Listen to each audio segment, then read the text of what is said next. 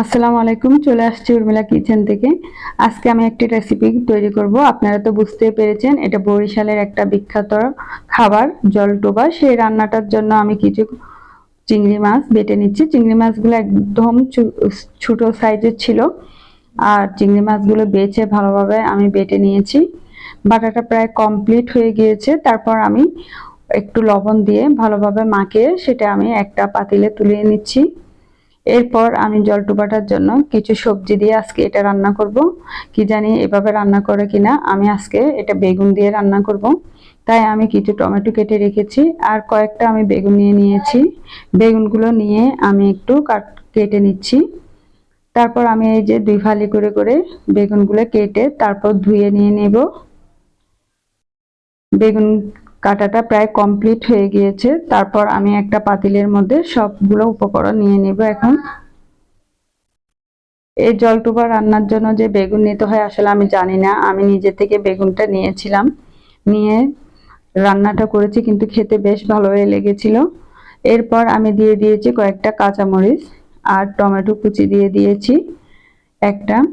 তারপর কয়েকটা পেঁয়াজ কুচি দিয়ে দিলাম। পরে আরও পেঁয়াজ কুচিটা দিয়ে দিব। প্রথমে আমি অল্প পরিমাণে দিয়েছি। তারপর মরিচের গুঁড়ো দিয়ে দিয়েছি 1 চামচের চেয়ে একটু কম, আর আধা চামচের মতো দিয়ে দিলাম হলুদ গুঁড়া। তারপর স্বাদ মতো লবণটা দিয়ে একটু আমি সবজিটা ভালোভাবে মাখাবো। মাখিয়ে তার মধ্যে আমি পরিমাণ মতো পানিটা দিব। পানিটা একটু বাড়িয়ে দিব যেন জলটুবাটা দেওয়া যায়। তারপর একটা পাতিলের মধ্যে নিয়ে সেটা আমি চুলার উপর বসিয়ে দিলাম। এই যে আমার এটা বেগুনটা প্রায় সিদ্ধ হয়ে আসছে, আর পানিটাও আমার একদম সিদ্ধ হয়ে গিয়েছে। তারপর আমি জলটুবাগুলো একটা একটা করে দিয়ে দিচ্ছি। আমি এই পর্যায়ে চুলার আঁচটা কমিয়ে দিলাম। তারপর জলটুবাগুলো একটা একটা করে সবগুলো আমি দিয়ে দিচ্ছি। দিয়ে আমি এটা নাড়াচাড়া করব না, একদম সুন্দরভাবে বসিয়ে তারপর কিছুক্ষণের জন্য আমি ঢেকে এটা রান্না করব। তার মধ্যে ফাঁকে ফাঁকে আমি এটা নাড়াচাড়া করে দিয়েছিলাম। বাস, আর তেমন কোনো কাজ নেই এটার মধ্যে। তারপর কিছুক্ষণ পরে আমার এটা প্রায় হয়ে আসছে। এরপর একটা পাতিলের মধ্যে আমি রসুন কুচি আর পেঁয়াজ কুচি দিয়ে দিয়েছি।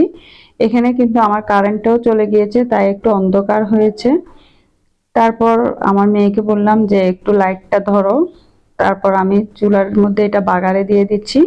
বাগারটা দিয়ে আর তেমন কোনো কাজ নেই, এখানে আমি ধনিয়া পাতাটা দিয়ে দিব।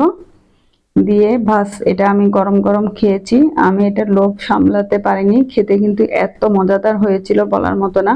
বেগুনটাও কিন্তু এটার সাথে এমন ভাবে ভালো লেগেছিল যা বলে বোঝাতে পারবো না। আর জল ডোবাগুলো এত সুন্দর হয়েছে, এই যে দেখেন, খুবই সুস্বাদু হয়েছিল। তো সবার কেমন লেগেছে অবশ্যই জানাবেন, আর ভালো লেগে থাকলে অবশ্যই লাইক কমেন্ট শেয়ার দিয়ে পাশে থাকেন। আল্লাহ হাফেজ।